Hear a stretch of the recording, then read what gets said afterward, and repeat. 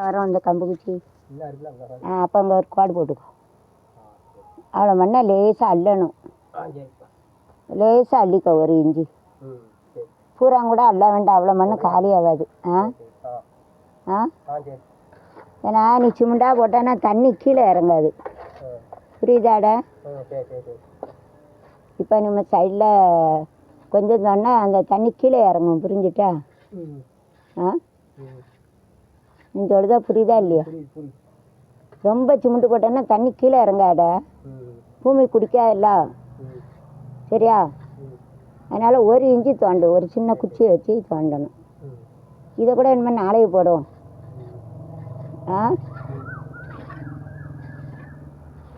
போதும்டா, லேசாக சாய்ச்சி விட்டுரு போதும்.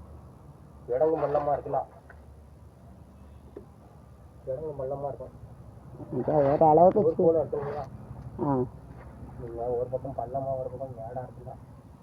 அப்போ நம்ம கல் போட்டிருக்க கூடாது. கல் போட்டிருக்கோம்ல, கல் இல்லாமல் போடுவோமா? கல் போட போய் தானே அப்படி வருது.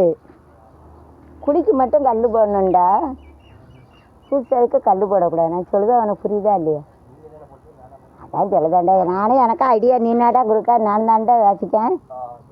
இப்போ எனக்கு யார் கொடுக்கா? நீனா ஐடியா கொடுக்க? இப்போ நானே யோசிக்கணும்ல. இப்போ நீ மேடு பள்ளமாக இருக்குன்னு சொல்லுத, அதுக்கு ஒரு ஐடியா அதுக்குன்னு தான் அப்போ யோசிக்க முடியும். சொல்லுதா புரியுதா? மேடு பள்ளம்னா உனக்கு புதுசாக கஷ்டமாக இருக்குல்ல. அப்போ என்ன செய்ய முடியும் கேளு. அடுத்த தடவை பூச்சையில் குழியில் கல்லை போட்டுருணும், மேலே 4 கன்று போட்டு பூசணும். புரிஞ்சுட்டா? அப்படி கற்றுக்கணும். நீ என்ன கற்றுக்கிட்டா சொல்லு.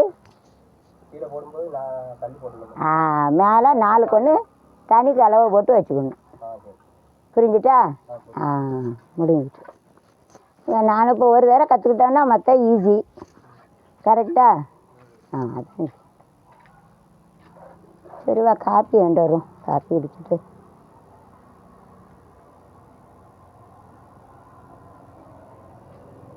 நேரம் ஆகிட்டு. சமோசா கிடைக்கணும். வா போதும், வேலை பார்த்த போதும். வந்து அதை எடுத்துட்டு அங்கே கல் போடுவோமாட, லைட்டு போட்டு அங்கே வெளிச்சார். அதெல்லாம் தெரியும். வாசலுக்கு முன்னாடி வாசலுக்கு முன்னாடி தெரியும்டா.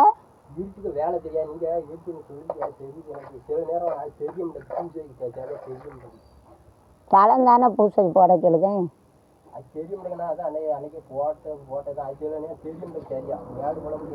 ஆனால் அங்கே லைட்டு இருக்கு, பார்த்துக்கோ.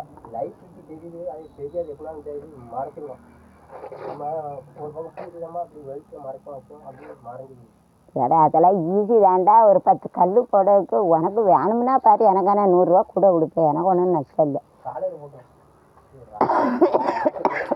காலையில் 6 மணிக்கு வரியா? அப்போ 6 மணிக்கு வா.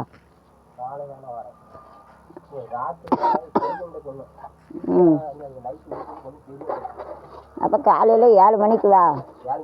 அப்போ 8, 9 போடு. போட்டு பிறகு சாப்பிட்டு வா. இப்போ காலையில் பைசா 2 பேர் பிறகு சாப்பிட்டுட்டு வா. பிறகு அதுக்கு வேற கணக்கு வச்சுக்கிடும்.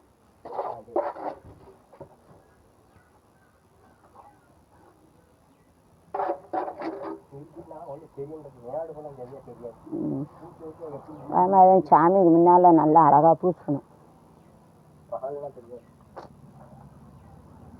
சரி, எல்லாத்தையும் வெளியே எடுத்து போடு.